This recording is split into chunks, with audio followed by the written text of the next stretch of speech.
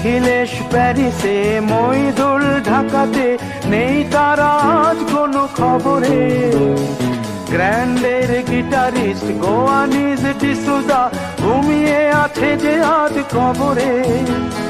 কাকে যেন ভালোবেসে আঘাত পেয়ে যে শেষে পাগলা রোগে আছে রমা রায়। অমলটা ধুকছে দুরন্ত ক্যান্সারে, জীবন করেনি তাকে ক্ষমা। সবাই তো সুখী হতে চায়, তবু কেউ সুখী হয়, কেউ হয় না। জানি না বলে যা লোকে সত্যি কিনা, কপালে সবার নাকি সুখ সয় না। কোনো কি রাত নিঝুম হলে শরৎ কাহিনী